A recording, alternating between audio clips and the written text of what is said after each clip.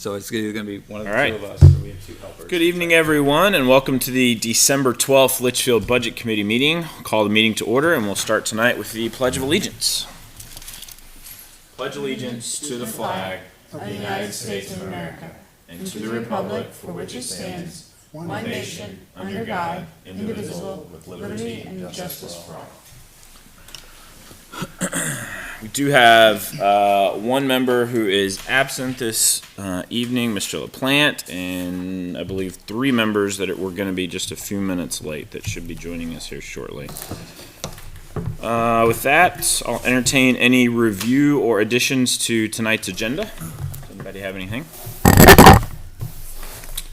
Okay.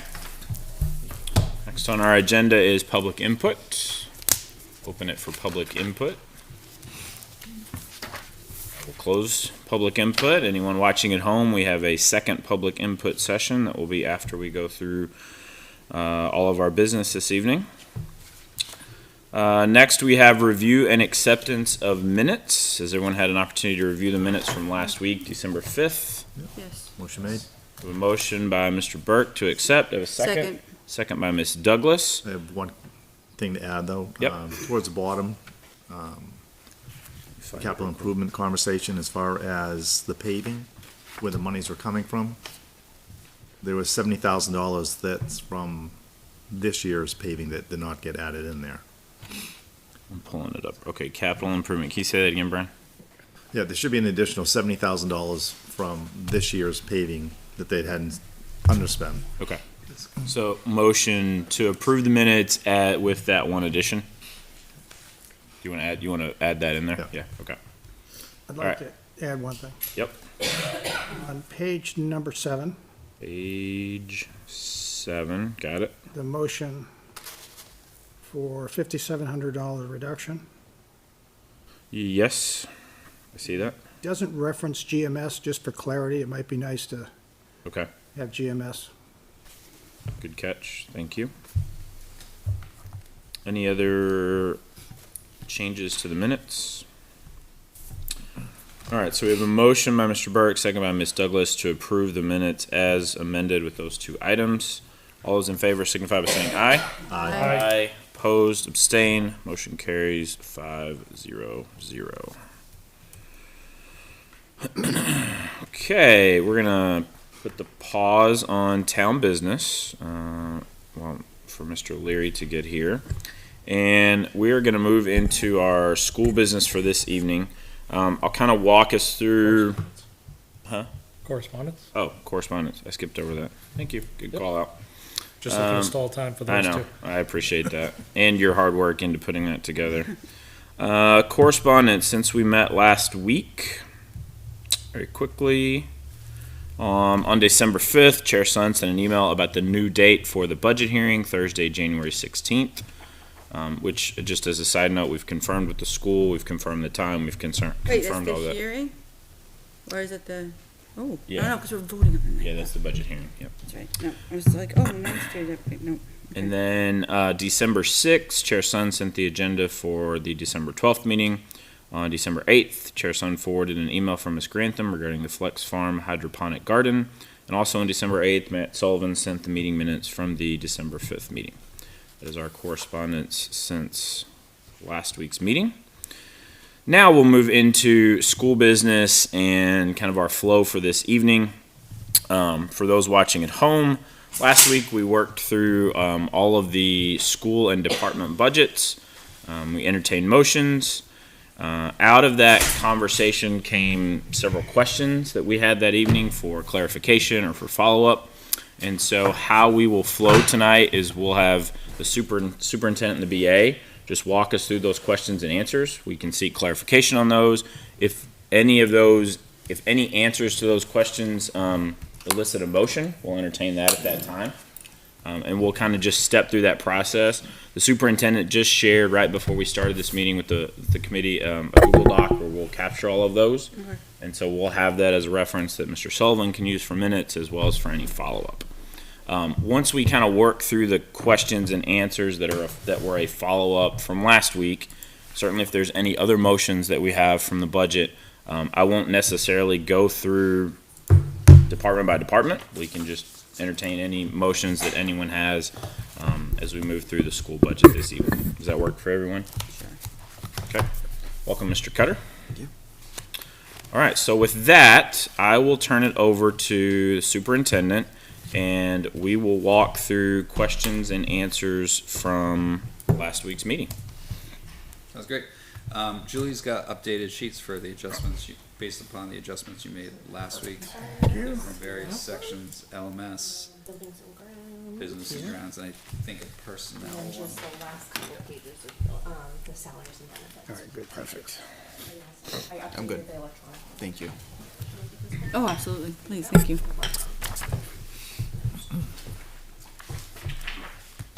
Awesome, thank you. Thank you. That's just LMS. Yeah, the last couple pages of Buildings and salaries and grounds. benefits and buildings and grounds. Perfect. Thank you. Yes, sir. Two more. All right, so So I'm gonna start with, a bunch of answers. Start with the question. We'll try to frame it the best we can. Anyone jump in if you need clarification or we're not. Perfect. Or we haven't answered it in the way that you were looking for, because we have lots of stuff and we can go in a different direction. So I'm gonna start with an attrition-related question that came up close to the end of the meeting last time. A question about averages when it came to positions and stuff like that. So from the, I'll say, hiring season of last spring to the fall, like, there's 26 positions that were replaced in the district. 6 were administration, 18 were professional/teaching positions, so in that kind of LEA bargaining unit type of mindset. And then 2 were support staff positions. And the overall savings of that, like we mentioned last time, was $107,729. The averages for the different positions, and I think this is where the question was, is the administrative savings per new hire was a savings of about 1,753. And I'll type this in a sec when I'm done reading. The savings for that professional level position, that teacher or that LEA type of position, was 5,160. 5,160. Yep, that was the average saving per hire there. Okay. And then the custodial, or the support staff position, was an average saving of 2,164.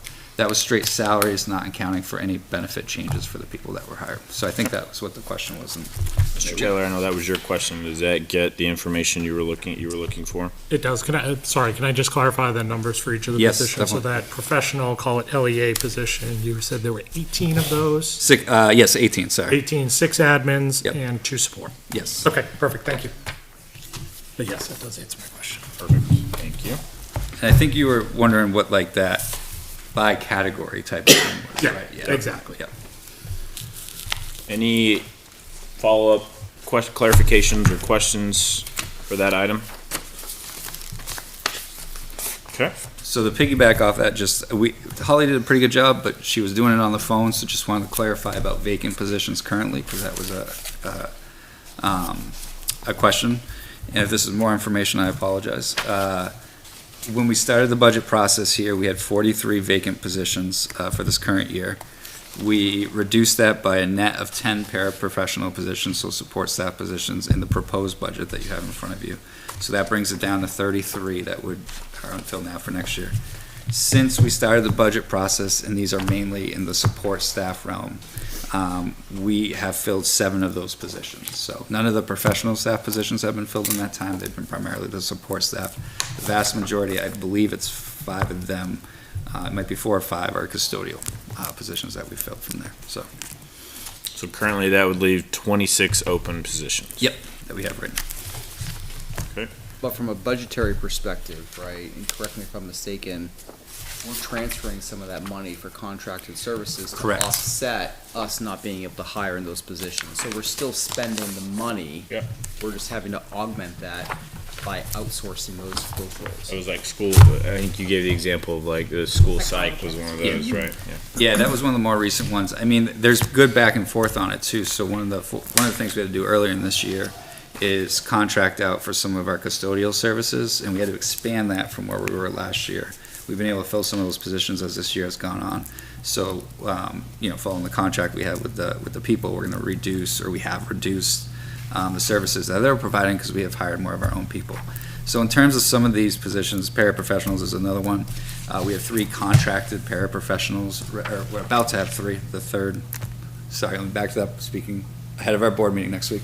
We have 2 currently, we might be proposing a third one to the board next week, contracted paraprofessionals, because we really need them. It's unavoidable. We have to have these paraprofessionals for safety reasons and other reasons. So that's kind of a wash. We transfer that money over to cover that need that we have, so. So I think last week when we talked about it, the number was 5 of those open positions would end up having to be contracted positions, so I Yeah. wipe those out. Are we Yep. still confident that there's still 5? Yeah, so it's the So I should path, back out it's 5. some of the special education and the custodial stuff, we still have a little bit of coverage there. It's equivalent of a position there as we're kind of doing that. Thank you. Okay. Any additional clarification around open positions? Okay, thank you, sir. All right, so let me look at our little cheat sheet.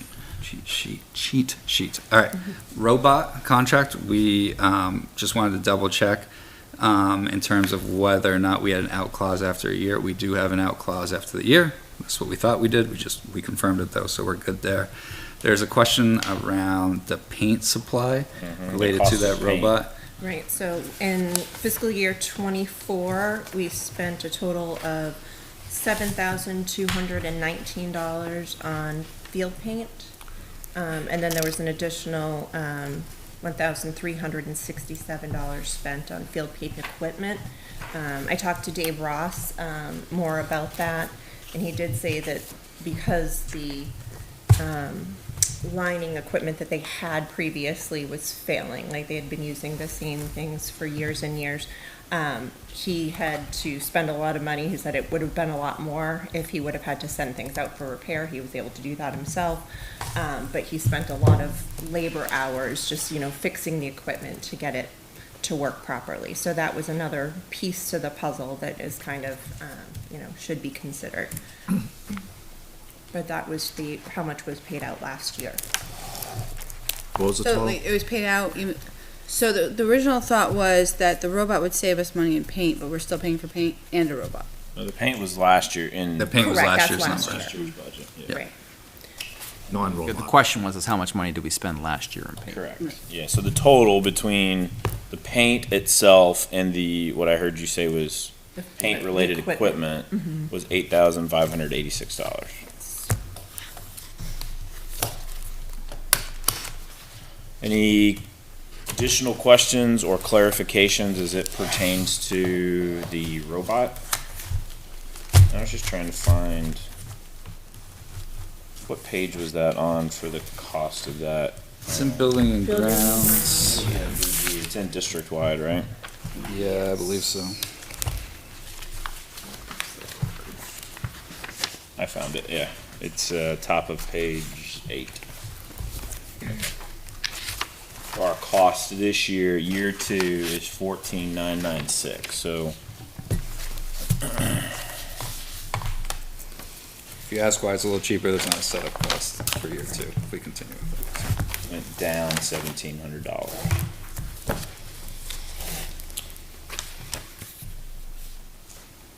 We're spending about $5,400 more, but what that doesn't capture is Save labor costs. people hours. You don't have, you have to someone set up the robot to send it on its way, which is pretty quick once you get it down, right? And then they don't have to be the one physically moving around with the robot, it just goes. How long do they have to, before they have to fill the paint? I don't know that answer, but, My understanding is someone would have to like still be there. oh no, Well, it just no. goes, it's great. just- Now, we did a bunch early on to make sure that it was working, right? But Okay. once we got it kinda off and going, like, you can just kinda set it up and just let it go. Now, when we did like some more, intricate is too strong of a word, but we did, the ribbons for cancer awareness and stuff like that on the Yeah. field, like, someone stayed out there for that to make sure it was correct and stuff, and I think on the senior day, we did, numbers or something, or stars or something, so. Any additional questions as it pertains to the robot field liner or the paint. Okay. It'll just be interesting to see, because if it goes default, what happens? Hopefully. I tried getting rid of it, I lost, so I'm gonna, it is what it is at this point. I don't think it's an appropriate place for it, and I don't like the process used, but I will accept my place in the minority on that one. Okay. Thank you. All right, I'm gonna have Julie talk about the utilities. Yes, and Julie, you sent out the electricity usage earlier today for both GMS and CHS to everyone.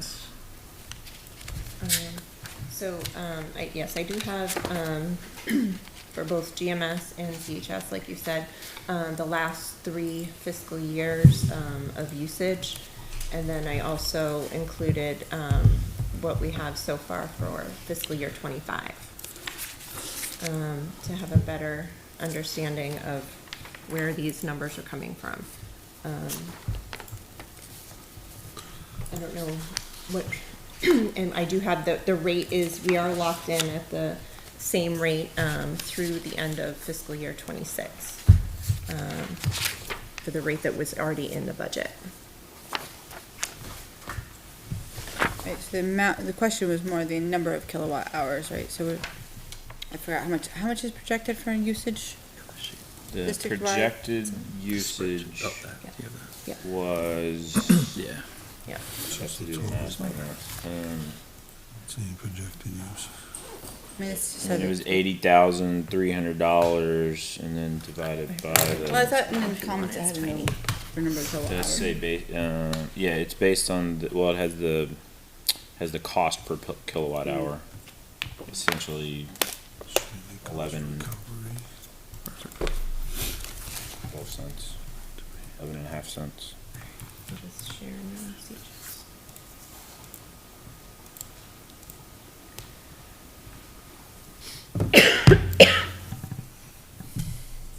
Are there questions,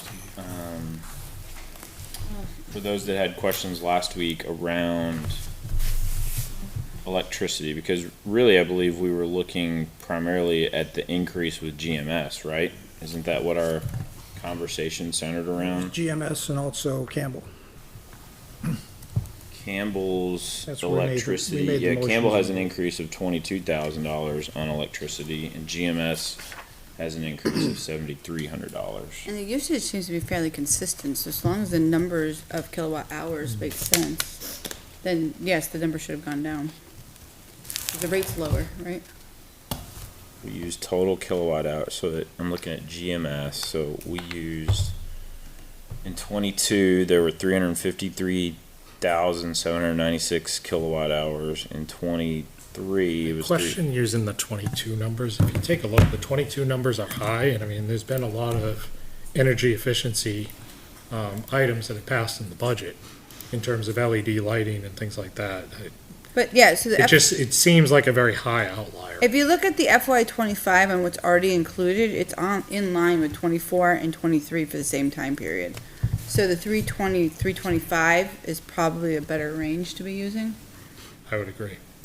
But I didn't back check it to see what's actually being carried in the budget. So if you Like- extrapolate, I like, FY 25 run rate. that's what I took the actuals from 24 and extrapolated that to 25, and if that plays out, it would be, Well, call it 330. yeah, if you highlight here, July through November on 25, which is in total summed at the bottom, highlight the same time frame on the next one, it's like it's almost dead So on. it's 132.9 like a 2% and increase. then 136.3, so it's pretty darn close. Yeah. The way I'm figuring it, we have 5 months of FY 25. Mhm. Right, So the factor, if you look at the bottom, the total bill of 32,978.26, multiply that by a factor of 2.4, and you have the run rate for 12 months. Right. And that comes out to 79,147.82, Which is pretty much the spend from 23. which is, right, but now, you know, to me, we should be making a motion to increase the budget for GMS by 6,147 because the run rate is 79, like I mentioned. And we made a motion to reduce the 622 to 73. So to me, we've got to increase that line. And correspondingly, the Campbell High School will make a reduction. It comes out to almost be a wash, and I'll supply the math there when we get there. They making a motion? Yeah, I mean, we can entertain motions now, Mr. Hayes. I'll make a motion to increase line 622 Under GMS. under GMS. Yep. Raise it by 6,148 for round numbers. $1,148. A motion by Mr. Hayes to. Second. Motion by Mr. Would you like Hayes to to think about increase that? line 622. Sorry, this is on page 4 under buildings and grounds. Motion by Mr. Hayes to increase line 622 utilities electric under GMS by $6,148. Second by Mr. Cutter. Additional discussion? Yeah, it's right here. It's under building grounds, though, right? It's not GMS. Call the question. Well, just Just be be quiet. careful. If you put the increase first, I know. and then the decrease fails, you've just increased the budget. Well, I don't think it's gonna fit.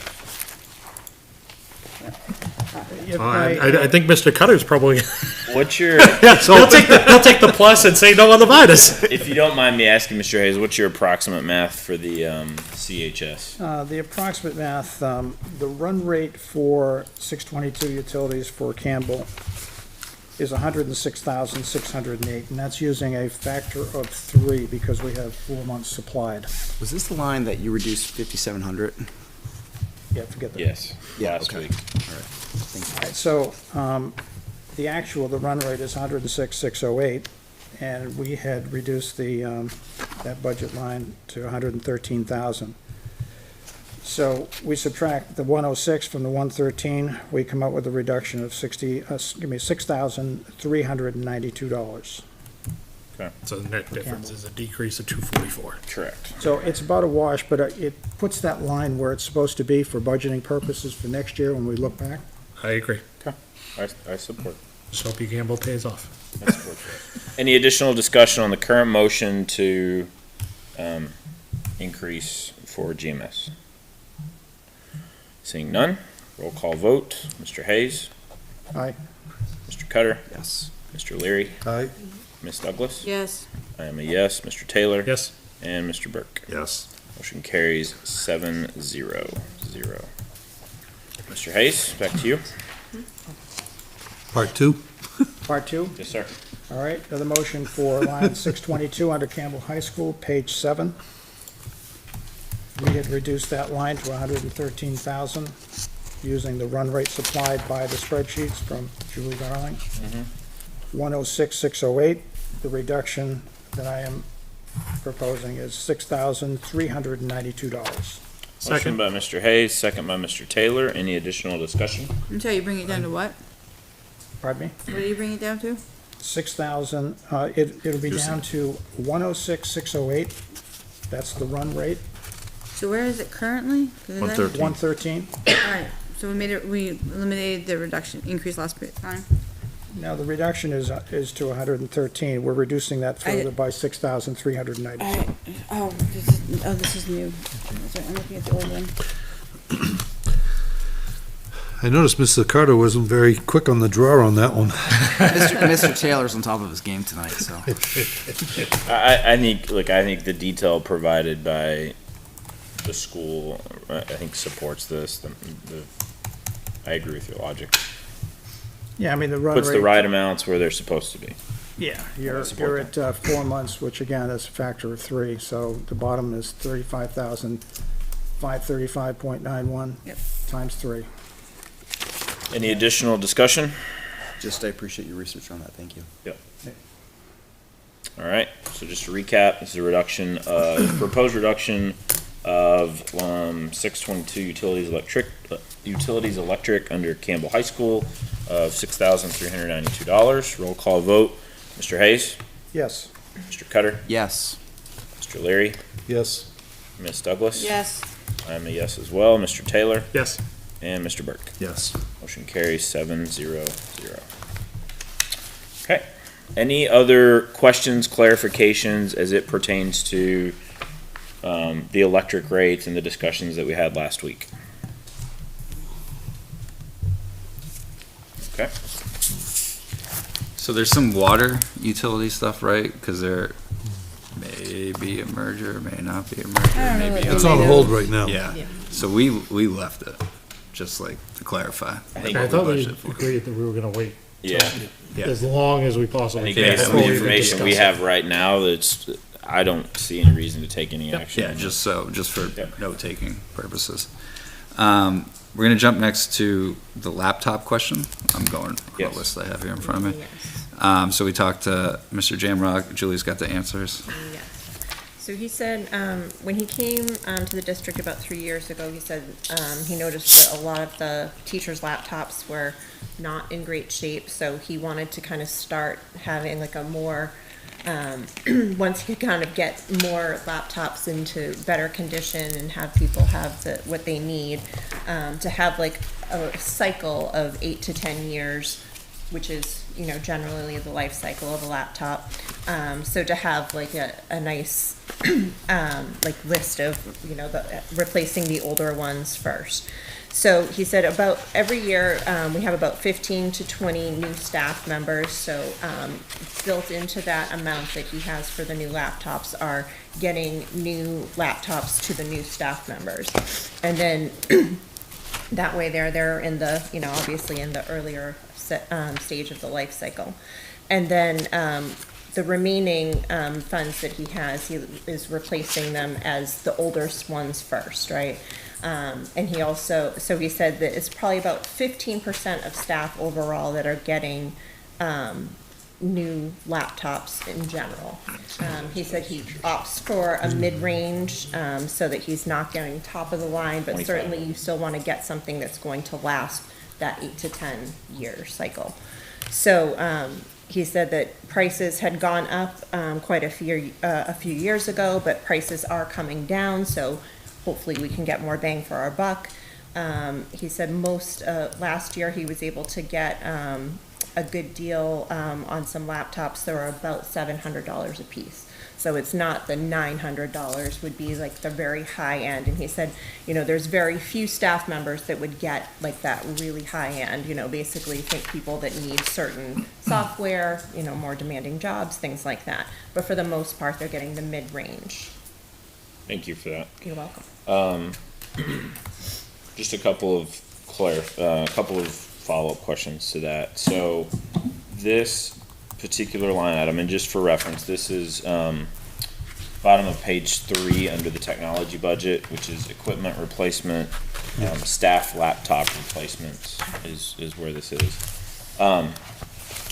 This particular budget had been pretty flat, and then the requested is down. Is that, and maybe I should have asked this last week, so my apologies. Is that reduction based on Less people needing to have them Okay. replaced. I And, think- and the price coming down. Yeah, and I think he also reduced the number of the backup battery replacements he needed. Okay. Yeah. Okay, thank you. I remember, I'm quoting this, I can try and find it. I've seen that number as high as 10 in previous budgets, and it's at 5 here. So even at the price point of $700 per device, that would be 17,500 for 25. What I heard you say as well was that 25 also includes the 15 to 20, potentially 15 to 20 new staff that would come in on an annual basis. Yes. Okay. So can I just ask a clarifying question to that? So if 15 people leave the district tomorrow, 15 new people come in, those 15 people had a laptop that could be a year old, 2 years old, but the new people Correct. still get a brand new one? I think he starts off the new people with a new one, and then what will happen is if someone else has a laptop that he's not able to repair, then they will get one of Kinda the go into ones that someone circulation turned usually. in that maybe isn't as old. I've seen it work that way before. Like splitting hairs on whether it's, you know, I've seen it work that way before. Essentially, to your point, Brian, like if someone who'd been here 2 years left, then probably what Chris is doing is taking that, putting it into circulation for something that gets damaged or. No, I get it. I just asked for clarification. I mean, the fact that a laptop's gonna last 8 to 10 years is pretty amazing itself. That's. Any additional clarifications, questions? No, but I think I'd like to bring the price point down to 700. I was gonna make a motion. All right, so $200 times 25. 5,000. Yeah. Yes, 5,000. So I'd like to make a reduction. Motion to reduce that line by 5,000. A motion by Ms. Douglas to reduce line 738 equipment replacement, under technology services by $5,000. I will, Mr. Burke, second. Any additional discussion? No, but thank you for going back and looking at that. All right, roll call vote. Mr. Hayes? Yes, Mr. Cutter? No. Mr. Leary? Yes. Ms. Douglas? Yes. I am a yes. Mr. Taylor? Yes. And Mr. Burke? Yes. Motion carries 6-1-0. Okay, thank you. Next question on our list. Do you have something new? That's all the big ones we have. There was little discussions about a lot of different things, like trying to get quote on Fox Farm. the Fox Farm. What if Fox? Did I just call it Fox? You did call it Fox Farm, yeah. Fox Farm. Hydroponic, yeah. Yeah, and I know Lettuce Miss grower. Grantham, what was that? Lettuce grower. Lettuce grower, yes. I know, A month? I know Miss Grantham shared the background information on that. I know she also told me before the meeting started that she was unable to access the quote that was shared because it had expired and the company sent it via a link and she could no longer see it. So if there's any additional discussion around that particular item, I think that was a topic of discussion last week. Can I do a clarifying point? Yes. The other clarifying point is that, as you saw in the link that I sent you, it's not just the physical farm, the seeds and the stuff, there's also a curriculum that goes with it for them to be able to incorporate and learn, so it's material for the sustainability course that we support there as well. Okay, thank you. Is it still in the budget? Or did we remove it? We did not remove it. We held off on, We held on it. we held off on any action waiting for the additional information. yes. The question I would have is on the yield. Yeah, going through the information, it looks like 300 half-cup servings per month of lettuce. That's like one serving per child per month. It's the yield that they said was 28 pounds of lettuce per month. And of that 28 pounds of lettuce, that breaks down to a savings for, and eventually they said, I think the turnaround time for reinvestment is 3 years from purchase of the farm to be making money back on what we spend out on lettuce now. Because there are times in the winter when Ms. Crowley is trying to order lettuce and the price point is prohibitive and they have to cut salads out of the budget or out of the menu because they can't afford the lettuce to purchase this. This would be something where we're home growing something, the kids are going through the process and then returning it to the kitchen for that purpose. Right, but my question is the yield. I mean, are we feeding anybody at a half a cup, 300 half-cup servings per month? Are we achieving 300 anything? half-cup servings a month that we don't grow in town now. That would be my only And point. It also Mr. sounds like the main purpose of this is not necessarily just to grow lettuce, it's No. also educational and Right. it's the whole process, It's right? the whole process of farming, sustainable farming. The electrical use is minimal, as you can see in the presentation that I sent you. We wouldn't be increasing our electric bills by huge numbers. The water consumption is not huge either, it's a small amount. It just takes a pH test that has to be run. It's specific. There are many different hydroponic farms out there. The difference for this one is that it is FDA rated to be able to give back.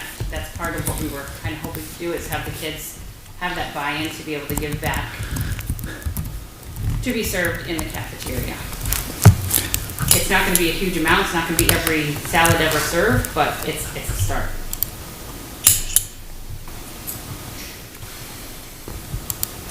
Additional questions? I'm still bugged by the 20 pounds of lettuce a month. Growing up on a farm and doing it my entire life, I've never seen that kind of a yield in an area this big. It just doesn't make sense. Not even on steroids, you know. I'm going based on what they have and the testimonials, and then I'm talking to, I think it's Gardner, Mass. that has it. I called down there to get information to make sure they weren't trying to Blowing smoke. pull one over. I was thinking of the words to say that was appropriate for public TV. I'll say it for you. I did, in fairness, and this was a miss on my part, Mr. Leary did ask a question that I did not convey to you on Sunday while I was traveling. He did ask for the cost that the school district currently spends on lettuce. And I did not pass that question along to you, so I don't anticipate you to have that answer this evening, but if we could get that as a follow-up, that would be great. My apologies for not sharing that earlier.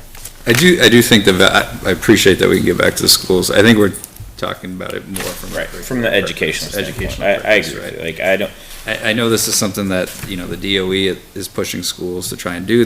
We did not get the grant, but they had a grant recently that rewarded 15 schools with this specifically, right? I don't know if that's something they're gonna do in the future, but there seems to be a push from the DOE of trying to do this sustainability type of education. So while I appreciate any little bit helps to offset food service costs, as we all know, I think the main purpose of it is more from that curricular standpoint, to give some like tangible, hands-on experience to our kids who are taking that coursework in sustainability. And do we have a location to place this that won't result in damaged produce or anything like that? Like where it's actually gonna be able to meet its yield? Yes, we have, there is current space between our sustainability classroom and our current Spanish classroom that is currently an office space. No other teachers have an office per se in their classrooms. So we would put the hydroponic farm in that office space that is it's not. in the back of the sustainability room, is that what you're talking about? Yeah. Got it, okay. It connects. Yeah. Yeah. There's So that main. I know the space you're talking about there, yeah. plenty of real estate in there for the farm itself. Yep. And the desks for the teachers to go into their classrooms. I like the idea. My concern is, I'm also looking at tax impacts. And I see all these things that we're adding to this budget. And I'm really concerned that we're doing things, it's not the right year for some of this stuff. So, I mean, we're talking, what, $5,000 in the grand scheme of things? And depending on where the default budget comes in, it may not even matter, because it may not matter. So If I had to pick, I would pick my basketball hoop as opposed to the farm. I thought we did already a little bit. I think that one. No, Brian cut You 2K out of reduced that. 2,000. That's right, yeah. 2,000, brought it down to not just me. 1,500. Huh? Not just me. I was willing to You take made the that one. motion. I was willing to accept it. I Take the really credit when it's thrown there. Yeah. Any additional discussions, any motions as it pertains to the hydroponic garden, or I should say, family consumer science supplies? Okay, seeing none. Mr. O'Connell, any other questions from your list that were a follow-up from last week? I was trying to go back and Yeah, I think we cross-reference got against the everything. If there's minutes. something we didn't, please jump in, but I just went through my book, went Yep. through our sheet right here. I think we got everything, but if there's something we didn't, by all means. I was going back through the minutes, and I didn't see anything else that stood out either. I can go back and do a motion on attrition. Sorry, I needed some. Well, time sorry, to do I'd like some- to- I'd like to go back to the personnel one anyway. And I did, and so that was kind of the flow for this evening, was when I wanted to make sure we went through all of the follow-up questions we had opportunities to clarify, do any motions that we needed to, and so now, having done that piece of it, we can certainly entertain any other motions as it pertains to the school budget in Oh, general. sorry, yeah. So, Mr. Taylor, I'll turn it to you. So I'll make What budget is this? it's gonna be under personnel, bottom line. Okay. A motion to reduce it by $12,484. $12,484. Yep. Motion by Mr. Taylor to reduce personnel, bottom line, by $12,484. Do I have a second? Yes. Second by Ms. Douglas. Discussion? So the way I figured it at that point, again, thank you very much for giving me the deltas. The way that I came up with it is that potentially we would have two, call it, what do we want to call it? Certified position. I don't want to use the word LEA, for Professional is what example. we say it. The teacher, the Everyone's professional. but LEA, the LEA That's the type quick position. term. Okay. and then one support. So based on the numbers that you provided me tonight, just to make sure that I clarify, it's for what you saw in attrition, $5,160 per position for that highest level. And then the support position was $2,164. So I'm going under the assumption that you will lose, or you will have to replace 2 of those top-level positions and 1 support position. That's how I came to the number. Any additional discussion or clarifying questions? To say it's a far cry from the 150 that was cut last year, so. To Mr. Cutter's point about better retention. Okay. Seeing no additional discussion, motion to reduce personnel bottom line, $12,484. Roll call vote. Mr. Hayes, Yes. did you have a clarifying question, Half a Mr. pair. Mr. Leary? Yes. Oh, no, sorry, did you have a clarifying question? No, I was Oh, okay, asking Andrew, Okay. if it was, basically the cost of a para position, but he said it's about half. Got it, okay. Mr. Hayes, you were a yes. Yes. So, Mr. Cutter? No. Mr. Leary? yes. Ms. Douglas? Yes. I'm a yes. Mr. Taylor? Yes. Mr. Burke? Yes. Motion carries 6-1-0. Okay. And I would echo Mr. Taylor on that. I appreciate the detail behind the numbers, and I feel comfortable with that number based on the comments last week as it pertains to retention as well. Let's knock on wood, people. Any other motions for this evening? I have a question. LMS Music, page 9. Last year, I believe, the school board came forward with a proposal to reduce, or was it the year before? To reduce it by a position, and then we managed, a group of people managed to get reinserted into the budget. Looking at the enrollment at CHS and LMS, CHS has a similar projected enrollment, but 1 music teacher. LMS has 2. Does the school board no longer support the idea of going back to 1 position? I think that the school board is continuing to evaluate options, and we'll leave it there for tonight. And I remember that discussion a couple of years ago, and it was very, it was talking about removing a certain amount of money from the budget. And I remember asking the superintendent if this got voted down, if that position would be eliminated, and he said yes, but it didn't pass this committee. It didn't pass They got put the back removal in. of the 4th position? Is that Of what the, you're- of the money for the position. Correct. It was an amount of money that basically funded that position.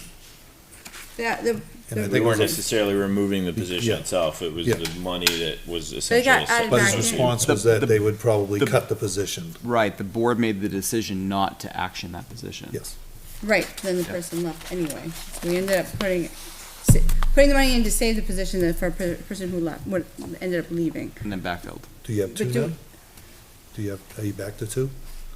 We have 4 staff in the music department. Yep. 1 at GMS, 2 at LMS, and 1 at CHS. So it's basically the same. It's the Okay. same arrangement, 1 newer staff member at LMS. Correct?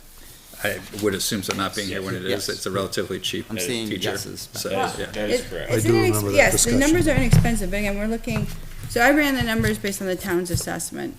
We're looking at a just base town increase and assuming a $2 million increase required, a $2 million revenue increase required for the school.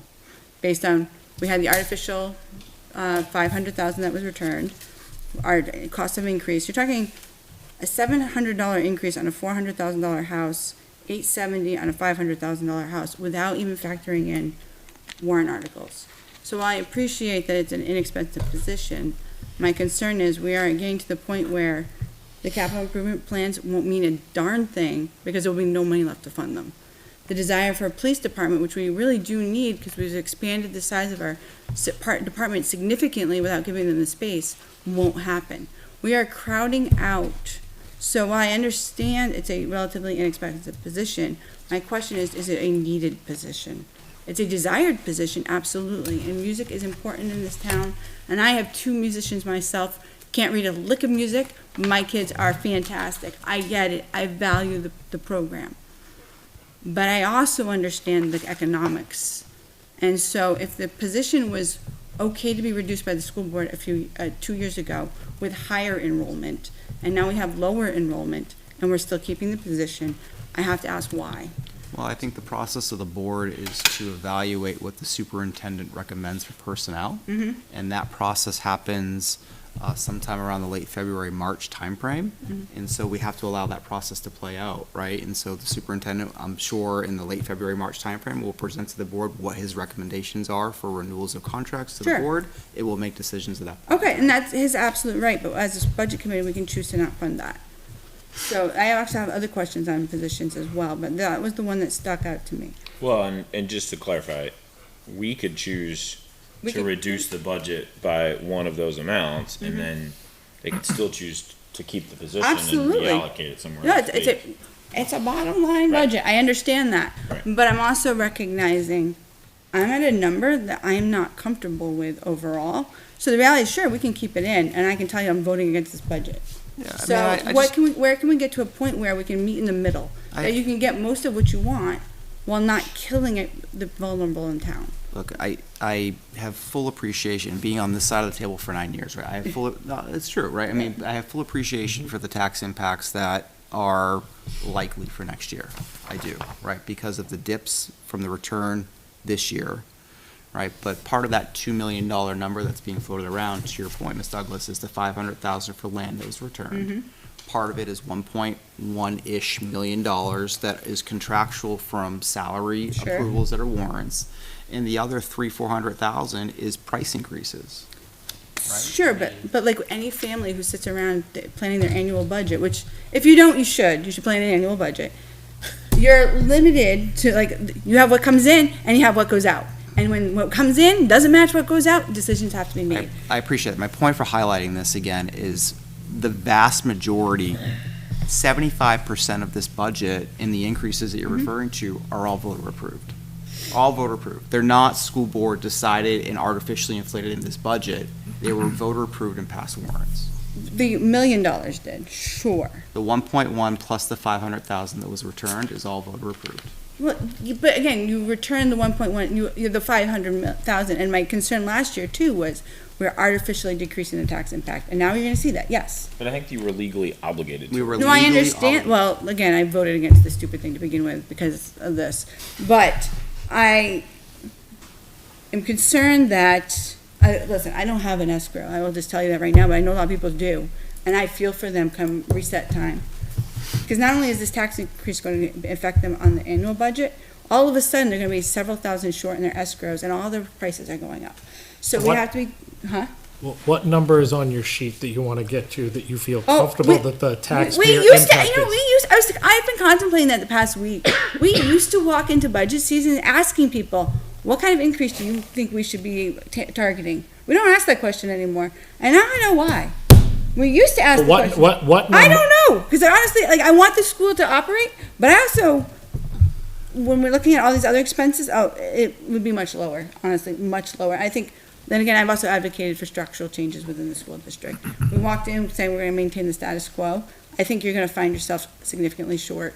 Is 1.5 million a better number for you? Well, anything lower is better, but like, I was Okay, but you looking gotta at. remember, 1.1, we're handcuffed. You know what? The voters decided, the people that you've Sure, had, that yes, you're yes and no. representing on that paper. Yes and no. Chose Yes, to do yes, it. so yes and no, because if you look at your projection reports, 'cause I looked at them, we have first grade projected next year at 79 students. We are anticipating 5 teachers. Based on our school policy, we should be at 4. Our grade 3, we're projecting 71 students. We have 5 teachers scheduled. School policy, we should be at 4. So while there are, yes, we voted for increases, we're not taking the reductions we would normally take as well. We're also trying to factor in future enrollment. We know we're getting a huge bump in Sure, kindergarten. and I get We can that. redistribute those teachers a year from now. It's not good business to let a teacher go.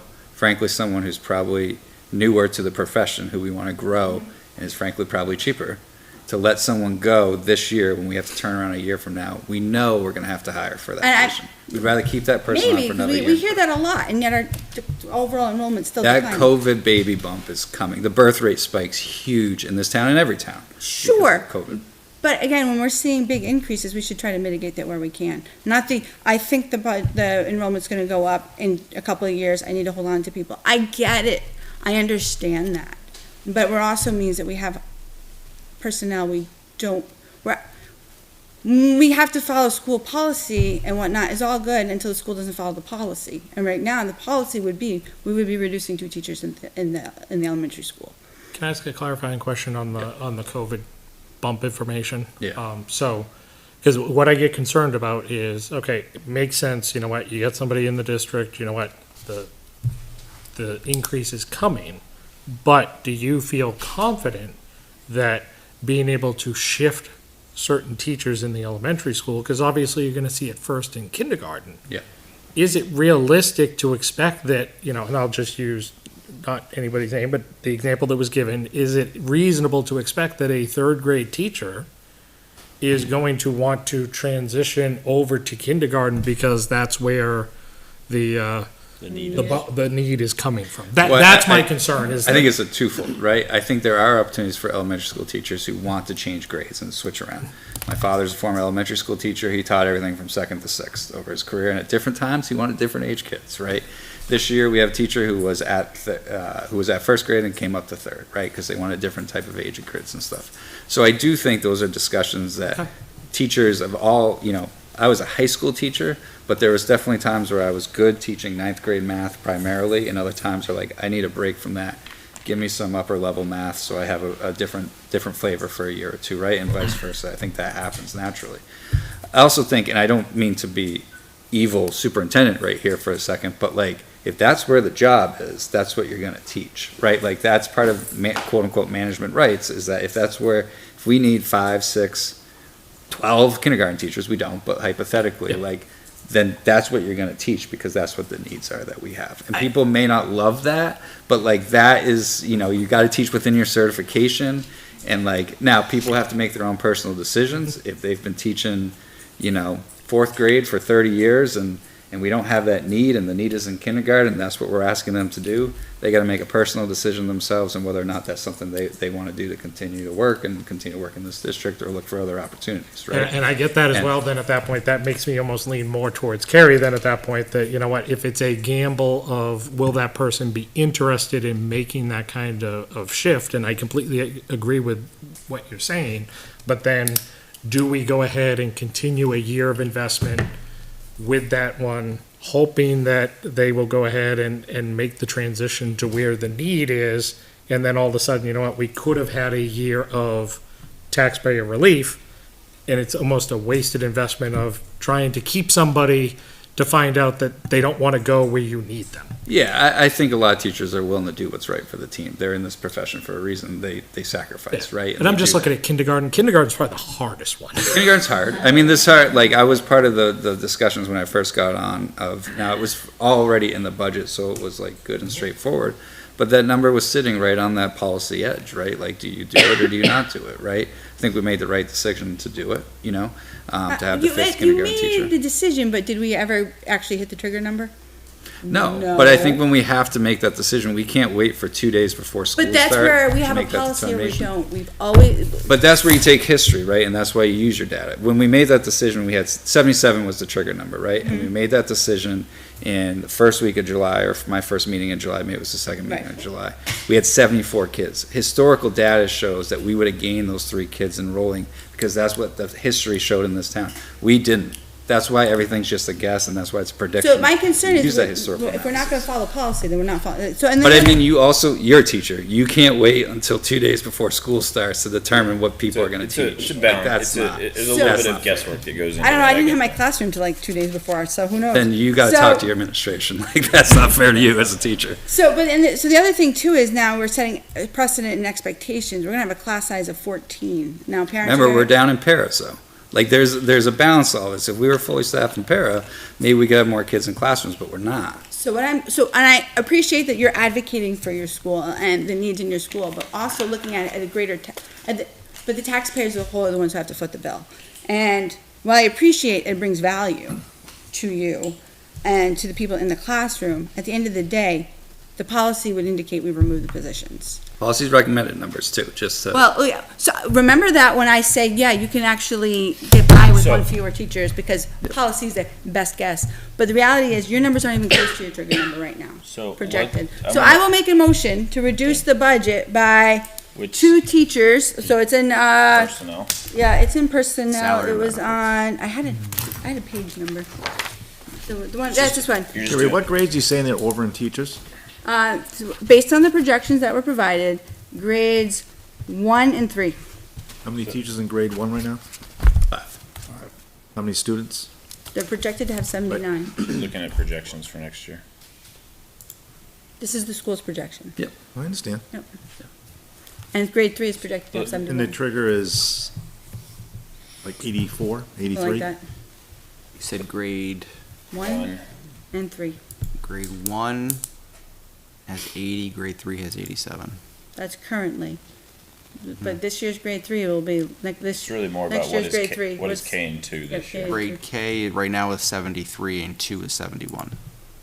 Those are the numbers that impact the projection. With So- some, we'll add from the, Sure, but you'll also historically, we have have people from move kindergarten. out too. It's a. We will it's be an ebb and right flow. on that razor edge again, according to that Again, policy. so Ms. the Douglas, question back to is, your do we want to motion. get to a number? But you're where also we can- sitting on an extra kindergarten teacher right now, that if, come to it next year, you could always move that kindergarten teacher to another grade. If we don't hit that trigger number in kindergarten, You we're won't on hit the that trigger razor edge again too, so. And you So- So it is line 110, page 2, GMS regular education salaries.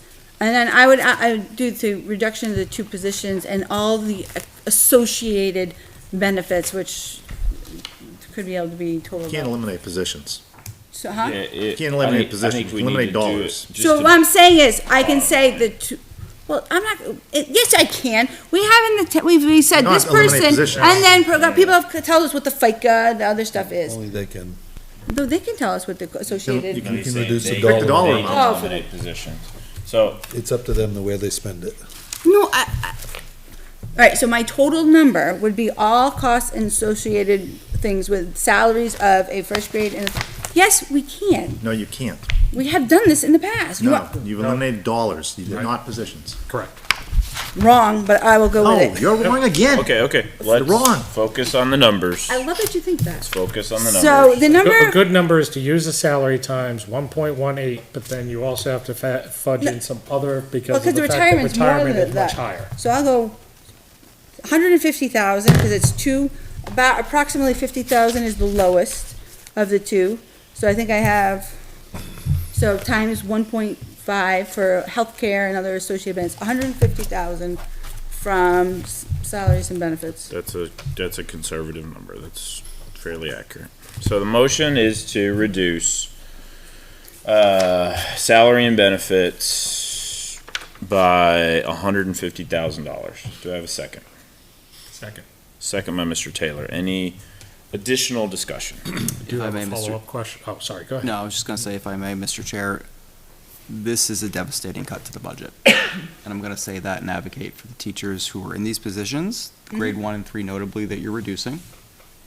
Just saying, that's what you said publicly. Sure, it is, and it's based solely on projections and anticipated bodies and seats. Correct. And school board policy for staffing those classes. And again, how many paras are we short that all these teachers are trying to fill? We're reducing 10 pairs and we got a bunch open vacancies. That we've as already well. reduced, right? And now you're putting even more onus on our staff So the question by is, continuing to reduce Go headcount ahead. who are Finish, Mr. teaching Taylor. our students. Mm-hmm. This, I mean, you're there with the smirk, Ms. Douglas. I'm not combating you tonight. I'm not doing that, No, right? you're not But what- listening to but what I'm what- saying. Hold But on, what let him I'm finish. saying, Ms. Douglas, is that the kids in this building, Mm-hmm. in this class, you are directly impacting their education. And I want you to look in these cameras and say to all the public and exactly what your intentions are in my doing so. intention is to encourage the school board to follow their staffing policy. When we have a projection that does When we not don't support. have paras to do So here's the question. Presumably, your default budget is gonna be substantially less than your proposed budget. Presumably, based on what we know. Haven't seen it. Oh, no.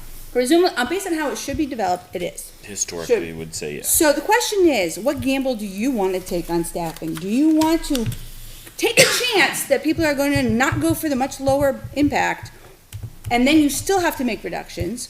Or do you want to try to find some number that might be more palatable and possibly save headcount? So which gamble are you willing to take? We have a building to run and education to provide, and I'm trying to provide the kids the ability and the staff the ability to do that. And you have a policy that your school board has developed, signed, and supported. And you're Other faced, thoughts, you're faced comments? with excess personnel, you gotta do what you gotta do. The tax burden is the tax burden. Because by that logic, let's reduce class sizes to 10, do the best by every student. Because why stop at 20? Why should it be 20? Let's give every kid an individual tutor. Other thoughts, other questions on the motion at hand? Do you have a, I would be Another more, oh, I'm sorry, go ahead. I was just gonna ask, my second question I was gonna follow up with was the COVID impact. So obviously that surge is not gonna happen for this budget, September 25. Do you expect that it is going to be one severe spike in September 2026? Or is it going to be 26 and 27 based on the numbers? Yeah, just solely based on birth rates, which is what this Yep. projection on. We do expect a big jump for the 26, 27 years, so not next year, the Okay, year September after. 26 entry, There okay. seems to be a slight coming back down afterwards. This year's still ongoing, which looks like a slight uptick off of that, so we should come down to relatively normal, when I say normal, historical in the most recent year projections after that big COVID bump. For grade 1, grade 3 still projected out. Is No, still this is talking about birth rates, I'm talking about next Sure, I'm looking at 26, your- 27 kindergarten I'm year, looking at your which is 25 where we're projecting out. Now we're a couple of years down the road. Sure. With the construction, like, we'll have to readjust these Yeah. projections every year, because I don't know what the new housing, we haven't factored in any new housing projections on whether or not it affects our kids in any way, But so. your current projections show that at least grade 3 will be under your trigger point through 2028, which is where your projection stops. You're projecting currently 71, 80, 78. So if we want to make the argument about keeping the first grade teacher at 79, 85, 102, which I think would be interesting to see that increase, we'll see how it bears out. So you could potentially make the argument in first grade, but third grade still is not showing that bump. Now, I'm not guaranteeing that 102 will be what that number is, as a projection 3 years out, Right. a lot can change in that. Absolutely, but I'm saying But- to your argument, if you want to say you're going to see a bump. I know. There is in coming years in first grade, but not in third. But my counter to that is then we're gonna have to have possibly more than 5 first grade teachers. Like, as that group comes through the elementary school, Yeah, there'll be a bubble. they're that gonna be a follows. big bubble every year. But then we'll right? say the recommendations, 21 kids to a class has been done before. In first grade, Yes, that's tough.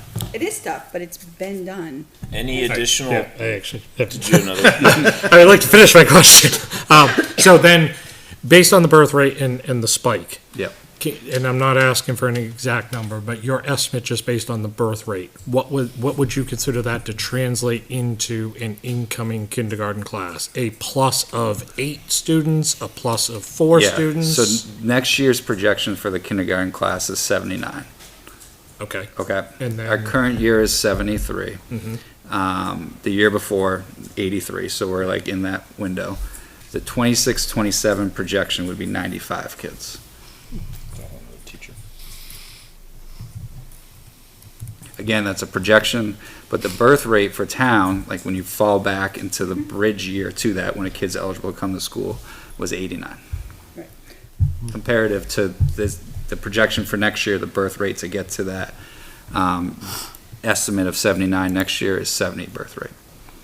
and the school policy is, what's the trigger number? Is it 19, 18? What grade? Tell my First. first So let's keep kindergarten out of it. I don't feel like having an hour-long Nine. discussion about that. For what grade, sorry? First grade? That we strive for an average of 19, we're not to exceed 21. The teacher Strive for trigger 19, total is Not to 85. exceed 21. Okay. The trigger is 85. I don't know if I'm allowed to say anything from the back row, but I'm raising my hand to ask if that's okay. We've already seen an influx from the new construction. We had to add a bus route and have had 3 new students just to LMS. I can't speak for GMS, just in the last month. So I've had 3 new students come in. I'm not saying that that's gonna be mirrored everywhere. I'm just letting you know that we're seeing an impact. Thank you. Not to Any- mention all those houses at Bay. What was that? Not to mention all the houses they're building at Bay. Sure, but we were also told we were going to get how many kids from the Page Road constructions? 40-some in just one and like another 40 in another. And I hear we're significantly less than that. Because realistically, people aren't having as many kids. There's just- They are when they're building 3-bedroom, 4-bedroom houses. Mr. Leary? I appreciate what Kerry's trying to do. I'm not comfortable with the number. I'd be more comfortable with half of that number. I would agree. So I will, okay, And I would So- agree too. That was what Can the I make motion an was gonna be, amendment? to amend. Mr. Oh, Leary, okay, you wanna do it? Go ahead. Motion, I'll let my elder do it. So the motion, the current motion is for 150, that is, 150,000. that is correct. I'd like to amend that motion to 75,000. I have a motion, by Mr. Hayes to amend to $75,000, It's a second by motion Mr. to reduce, sorry. Yeah, sorry, yeah, motion to reduce by $75,000. Yep. Motion to amend the original motion and reduce salaries and benefits by $75,000 by Mr. Hayes, second by Mr. Burke. Additional discussion. I don't want to handcuff them more than they need to. I think if they can figure out one, that would be a lot easier than figuring out a couple of them. I do- 150 was too big for me. I I do appreciate Kerry's motion though, because, I mean, we appreciate- have a big budget increase and there's Look, not a lot of areas that we can find to cut. and the reality is, and it's not that I'm trying to deprive the children. The reality is, we are asking a lot of the taxpayers, and unfortunately, we don't want to do this, and we don't want to do this, and the biggest part is the salaries, and the reality is, it definitely justifies a reduction of one. I'm sorry. It does. We can debate. mean, Exactly. look, I appreciate your research on this, right? There was numbers behind it, which I appreciate. Any additional discussion? That's it. Call the vote. All right, so we're voting on You can vote if you the want. motion to amend. Mr. Hayes, Yes. Mr. Cutter, Yes. Mr. Leary, Yes. Ms. Douglas. Yes. I'm a yes. Mr. Taylor Yes. and Mr. Burke. Yes. Okay, so now that passes 7-0. Now we will vote on the amended motion, which is to reduce salary and benefits by $75,000. Mr. Hayes, Yes. Mr. Cutter. No. Mr. Leary, Yes. Ms. Douglas. Yes. I'm a yes. Mr. Taylor, Yes. Mr. Burke. Yes. Motion carries 6-1. Any additional discussions, motions this evening? Page 23 of personnel, CHS Athletics. I almost forgot about the esports coach. Make a State reduction. tournament Saturday. I'll be there 9 to 3. Anyone wants to join? Do we even have a team? We are trying. We do not currently. I would like to propose a reduction of $3,000, which will constitute both the stipend and apparently some other benefits somewhere else I saw. A motion by Ms. Douglas. Second. Motion by Ms. Douglas to reduce CHS athletics by $3,000, seconded by Mr. Taylor. Discussion? Esports coach, Explain one, that, we don't please. even have a team. Well, I would also just say, very similar to what I mentioned as far as the LMS and the uniforms, that, look, we can't keep expanding. You know what? If there isn't a team yet, and you know what, probably not the best time to go ahead and add that in. Question either for Mr. Cutter or Mr. O'Connell, is there a reason why, so we currently don't have an esports team, correct? Correct. Does not exist.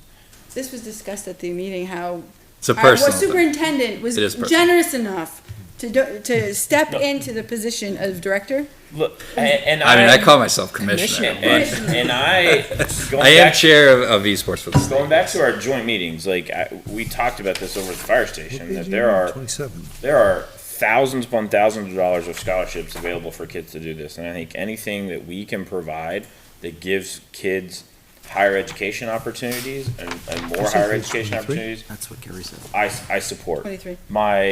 My question is, from a process standpoint, so yeah, this is page 23 under CHS Athletics, EASC. Esports. esports coach. Under- There's a salary that's $25.15, and then she also included retirement and Mine benefits. is November 21st. Under salary. Yours is October 29th. Chair, if it's all right. I'll save you all the time. I got I'm no okay more. with this. Well, I just, and here's what I was will gonna- promote the value of esports. I promote but the value. I was just understand. gonna go back to the process that was used with lacrosse. Yeah. And giving it a year to be run 3. that way. So, Let's build the momentum, let's build the support, and then let's put it in next year's budget. It's more than 1 year. It has to be 3 years self-supported. 3 years self-supported. Lacrosse was 3 years self-supported? Yes. And then, I don't even know where that process came from, so Okay.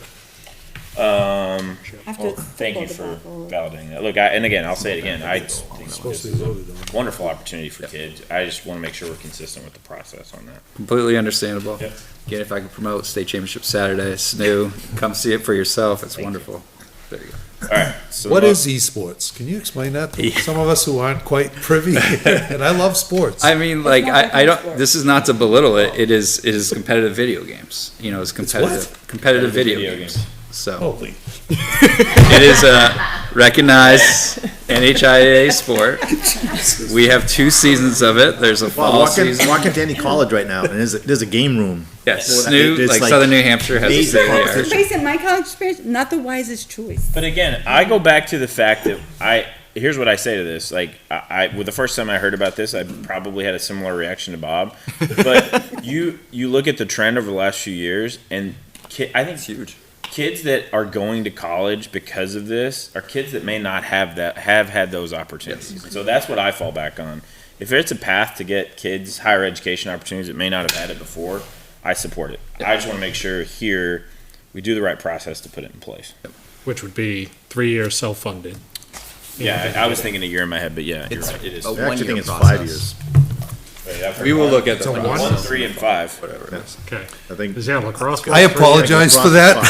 No, it's I had okay. the Like, same reaction. And It is- maybe, look, wrestling maybe a also. suggestion?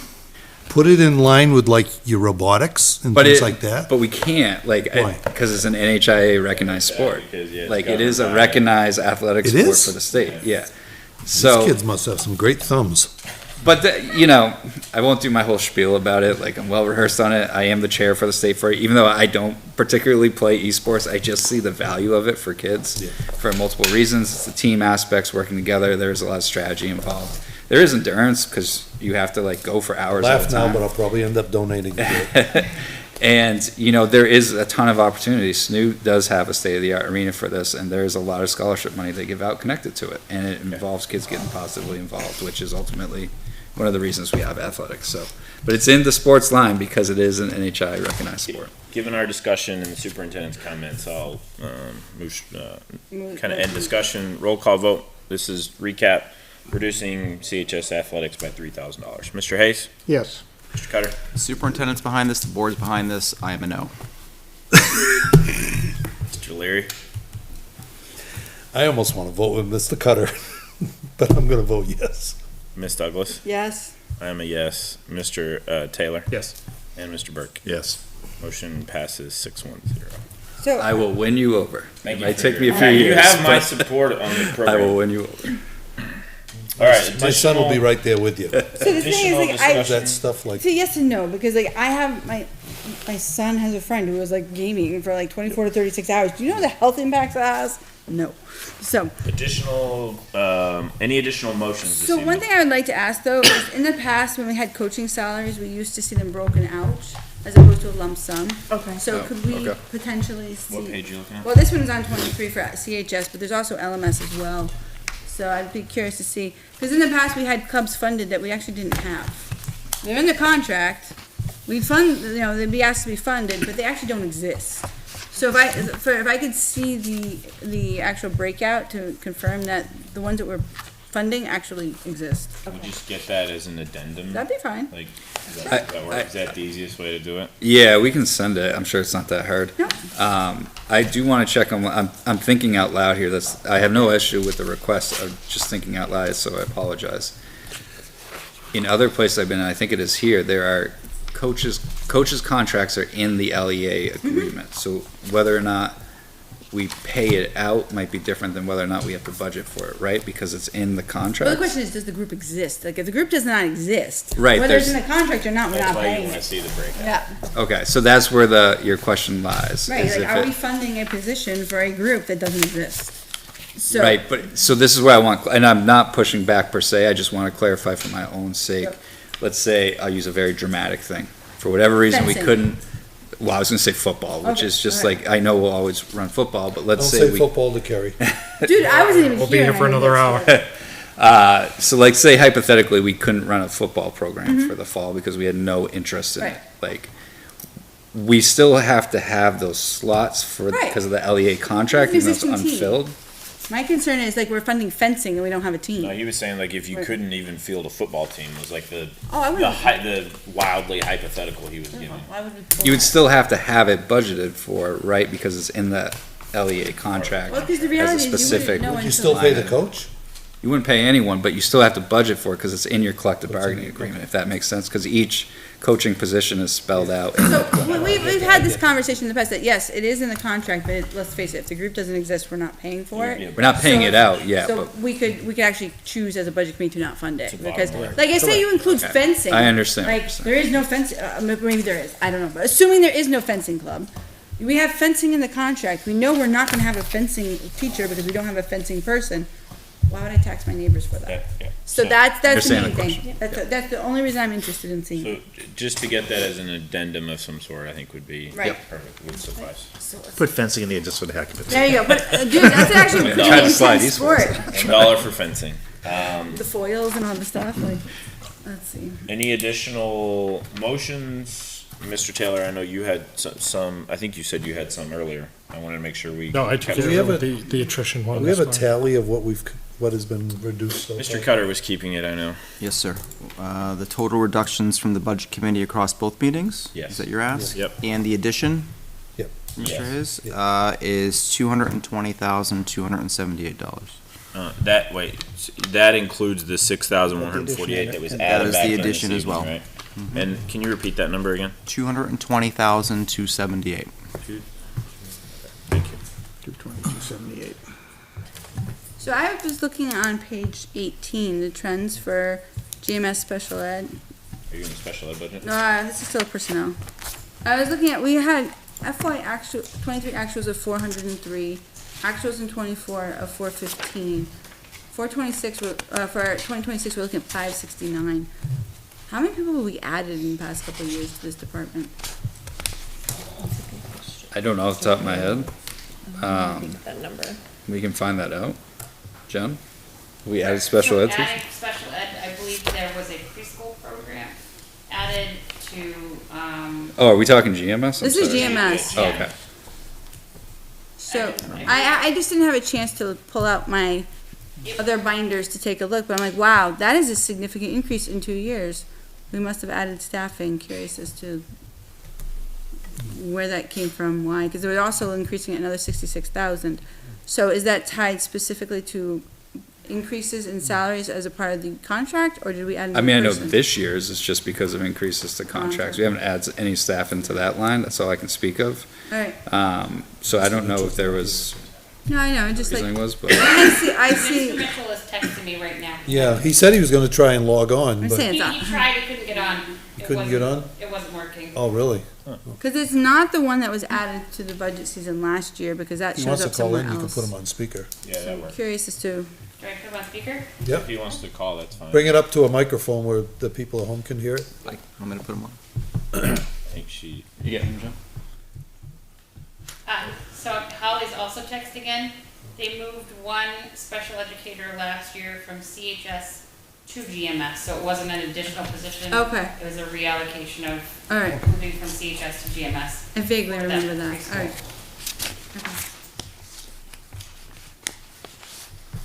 Yeah, when you look over at CHS, it went down. that makes sense. Yeah, well, yeah, it went up that. But I mean, that, going back a couple of years, that jump. Yep. No need for him to call in unless he's, Nope. yeah, and it does look like the WebEx is on and in progress, so I'm not sure why that. We had trouble getting in last time, and at the beginning, it was some other button I thought that John had to push over. Yeah, Holly was on at the beginning, Somewhere. but couldn't Okay. get in, so she gave up the song. Any other questions, motions for this evening? Now, I'm gonna leave LMS music alone for now, but I do think the conversation needs to be revisited. There was, as I said in the past, there was a reduction not too long ago proposed by the school board, and our enrollment overall, minus the 3 that were added last month, or this month, projections going forward continue to decline. So I question, while I value music, again, I pay a lot of money every month for music lessons for my kids. I wonder if we have the student body need for that person, a second person, given we don't have a second person at CHS. And let's face it, they have just as much, or probably as much music going on up there. So why does one school have 2 and one has 1? So I'd like to see that conversation revisited at some point. Is the teacher at CHS teaching essentially the same things that the 2 at the middle school are teaching? No, yes. Yes and no. So when you get to high school music, the same thing was true in my previous school, where there was more middle school music teachers than there were high school music teachers. You just lose kids in the music program when you get to high school because they have other interests. It butts into other classes, and they have to pick. I mean, one of the things we struggled with in my previous school is it sometimes came down to CTE or music because of the way the schedule was built.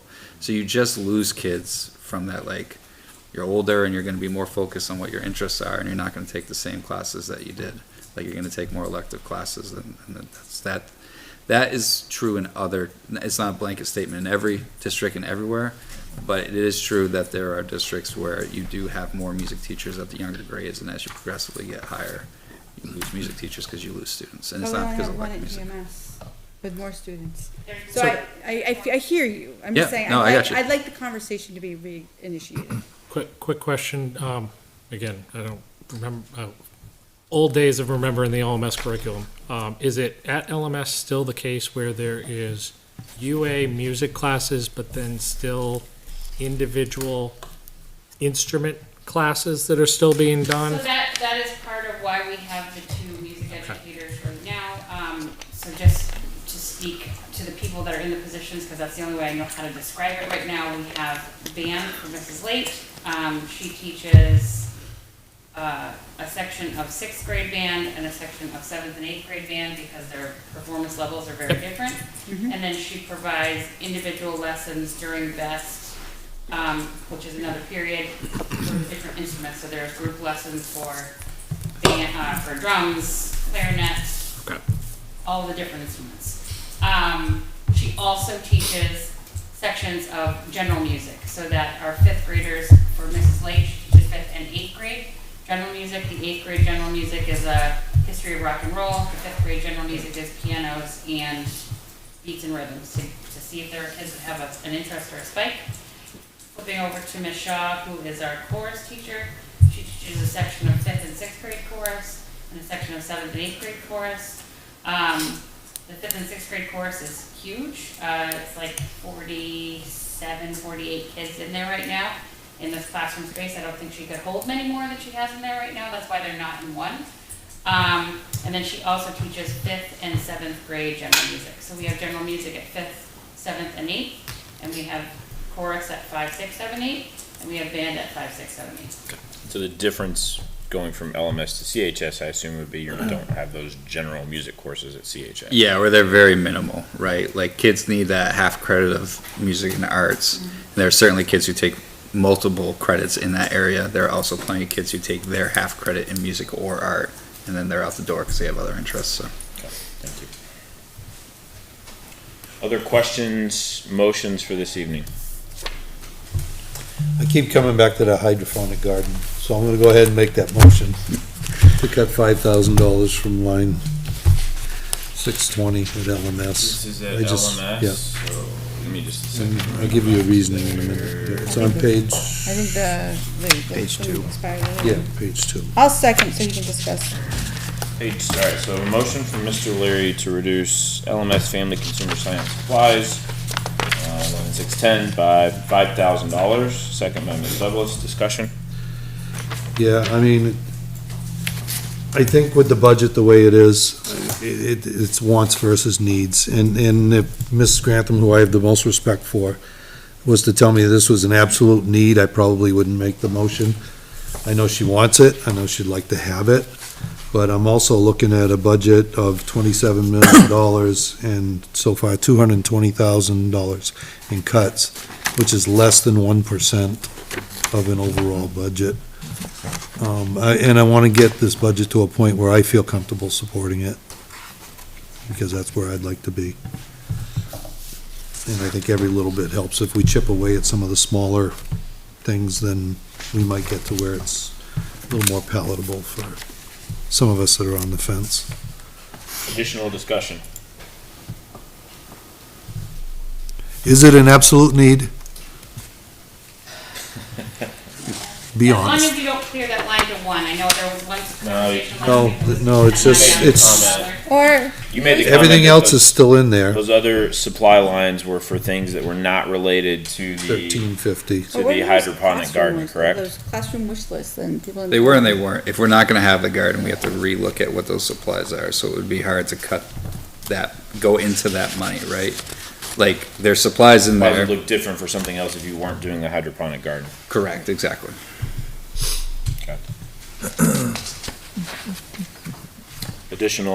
Any additional discussion?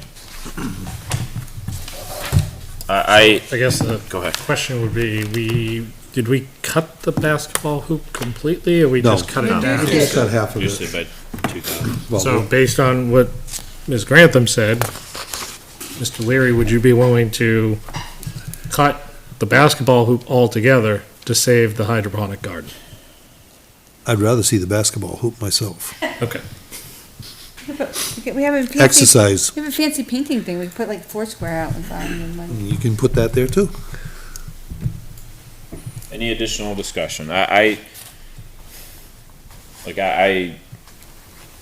heard the value from this. I agree pretty much with what Mr. Leary said, that I think made an excellent case for this. It's trying to Go for a grant.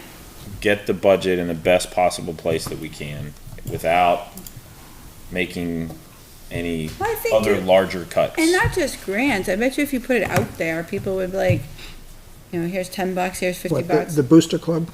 Well, dude, I'm going more PTO on this one, but, or PTA or whatever they call it nowadays.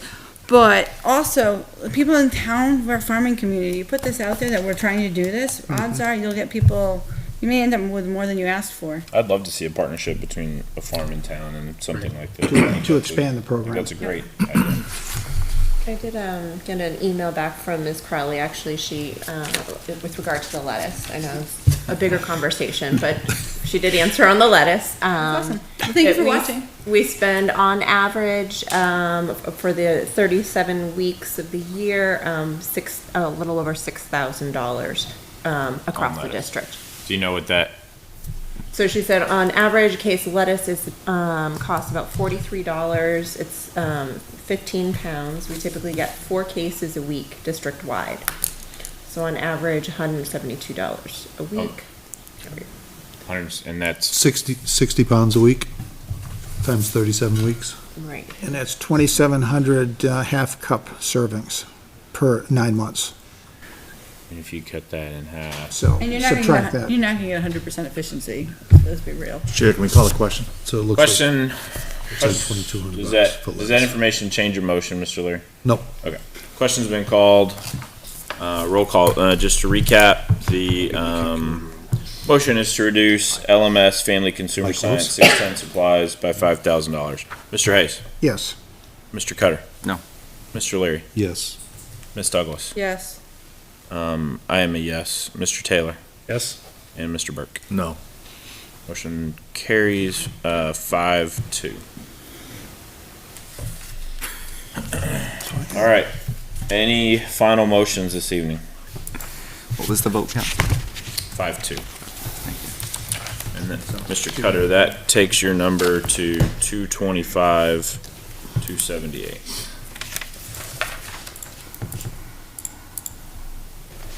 Last call for any motions this evening. 25278, yes. All right, just a reminder to everyone, this is, and the same with the town, I always like to reiterate this on both sides. we have up until deliberative sessions for both town and school to make any final changes or any final recommendations, or any final motions.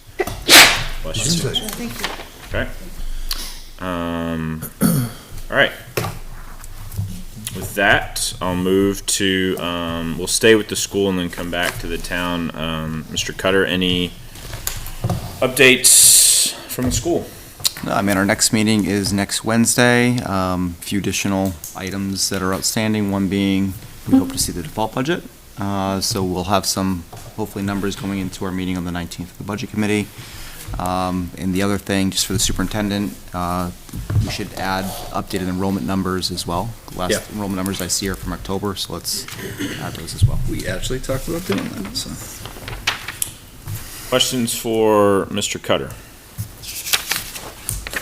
All right, we'll come back to town business. Mr. O'Leary, any updates from the town? We met Monday, really didn't a lot go on. We did have one person has applied so far for the building inspector position. And other than that, we really don't have a lot going on, other than we're just, going through our warrants and things like that and doing recommendations to bring here so that everything gets here in a timely fashion. When is are you meeting? We meet on the 22nd or 23rd. Okay, so you don't have a meeting before the warrant article? Is due to you? Yeah. No, you'll get them, you'll get them on time, though. Okay, thank you. Yes, thank you all. Thank you. Appreciate it. All right, let's move to member Question input. for the town, if I may? Yes, oh, sorry, yes. One of the motions that the Budget Committee had made was a reduction of police overtime.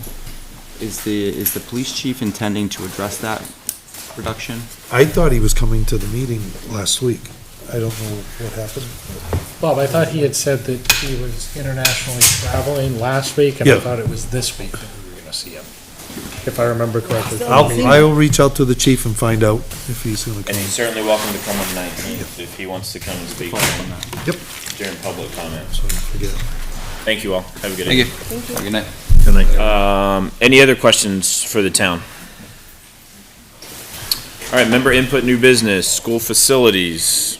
Well, we just had the meeting, well, I left early because they were still working on the meeting.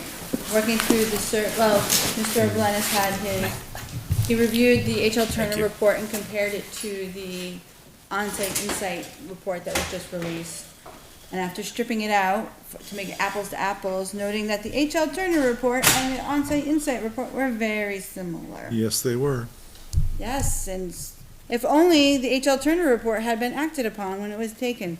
So, the conversations are, well, what do we do with that information? So, that's gonna be hopefully tie into the survey results that we saw the initial results of, which some were very interesting. When I left, there was a conversation about which surveys to accept into the data, because some were complete, they had all the data for the addresses. Some didn't list an address. One noted they were out of town, from an out of town. So looking into the validity of so at least they're honest. They were honest and noted they were from out of town. So which survey results are beneficial to, obviously the people who took the time to follow the instructions and include their address versus those who, for whatever reason, chose not to include their addresses.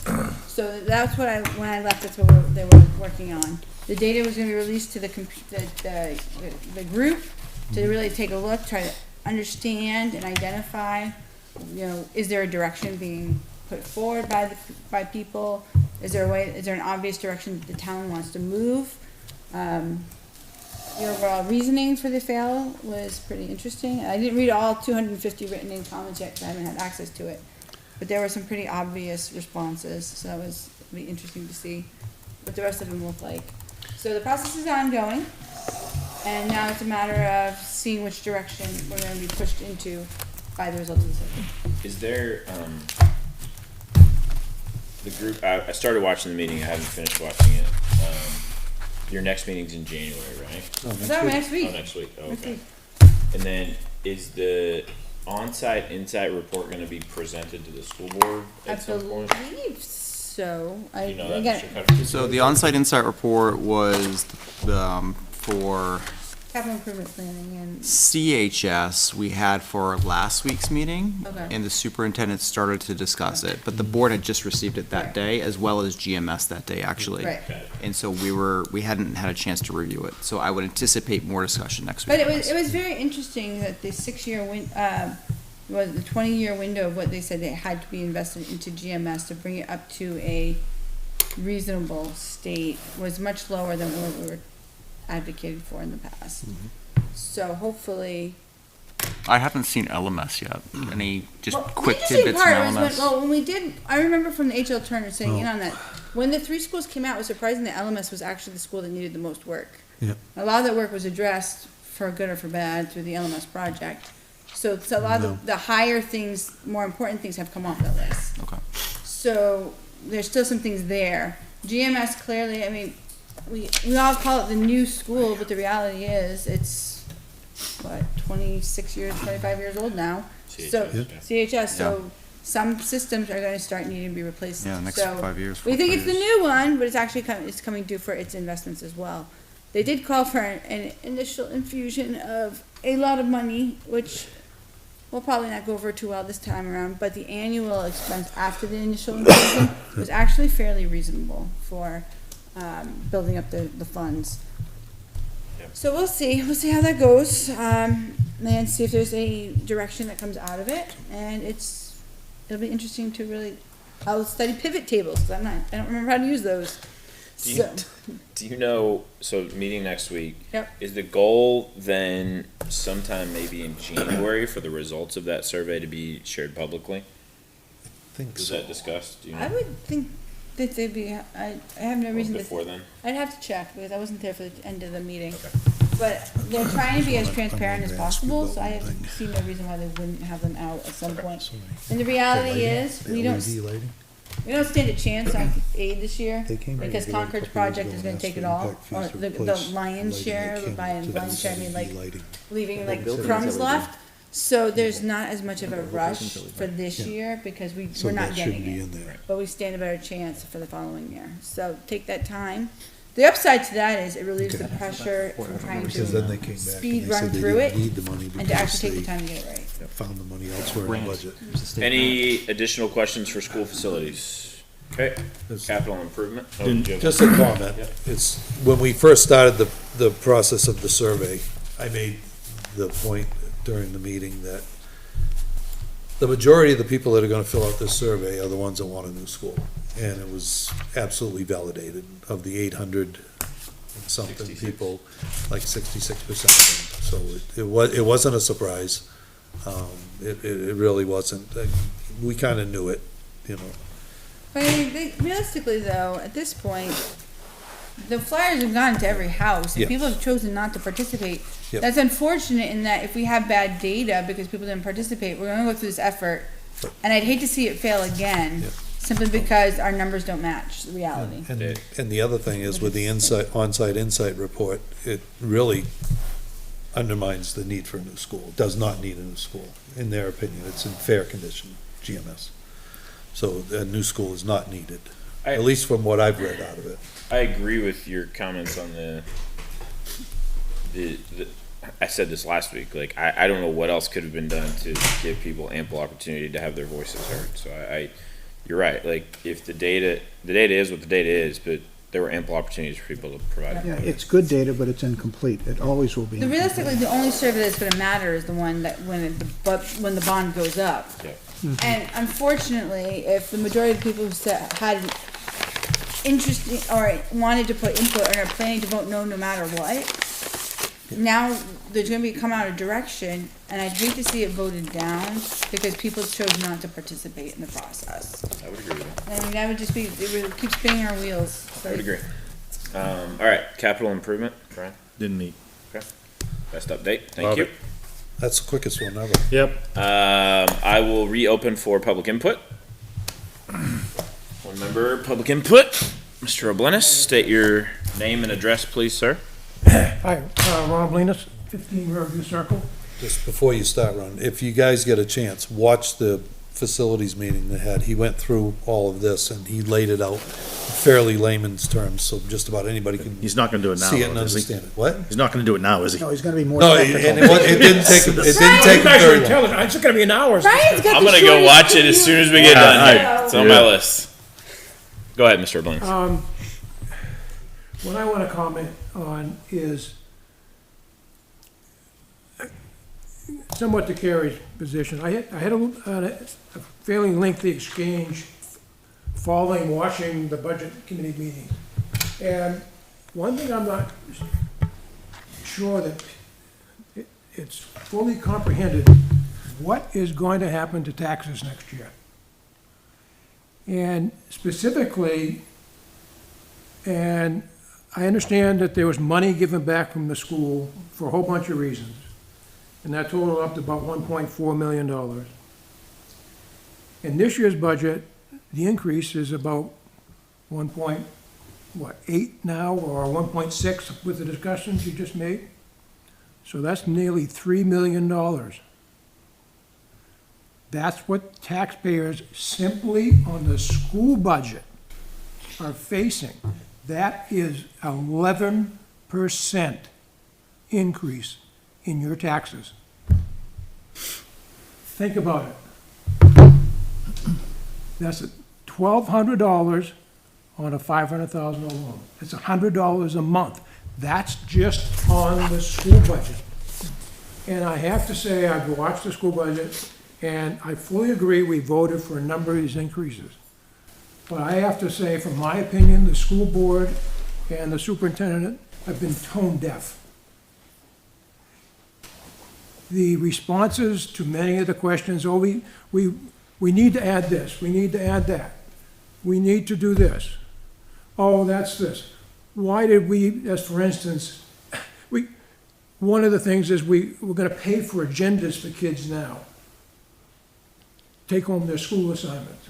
That was a small item, but when we're looking at a $3 million increase, why are we supporting things like that? You proposed a $45,000 machine to chalk up the lines. Why are we even considering such a thing right now? 16, just to be correct. Times 3 years. 14 We're annual. talking about the annual impact. 14 annual, yeah. It's a $45,000 machine bought over 3 years. The point is, that it shouldn't have been bought at all. Less than 20, The point less is, the money for paint, which is, Go ahead and finish, Mr. Blaine. Go ahead. the point is, I think the school board has been tone deaf. The discussion on positions tonight, I was disappointed. It's like we're anticipating, we want to do this, we need to, and it's like, no, you need to deal with reality. You need to try to bring this down. To your point, the default budget is going to be what happened, and you're going to be dealing with it on a default budget. If you don't get this thing down somewhere reasonable and make some really substantive cuts, you're going to get a default budget. You won't get a police station. You won't get anything else. Just think of what $3 million is next year. And I don't think this board the budget committee's actually comprehended what that is. Then you roll in the town. Let's go through all the warrant articles. It's $4 or $5 million before we're done. I haven't added them all up, but it is just unbelievable that you would conceive that this is okay. And I know it's an unusual situation, but I just believe the whole committee and the school board has been tone deaf to the taxpayer.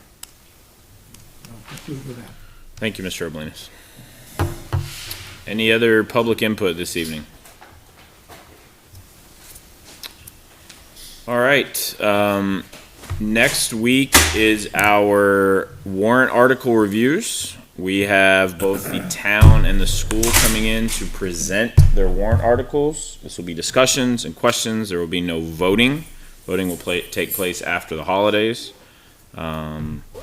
I would ask, I think you alluded to this earlier, Mr. Leary, and I know we haven't discussed this, so just as a follow-up from this, if both the school and the town could email what they're gonna present in advance of Thursday the 19th. We didn't talk about a date.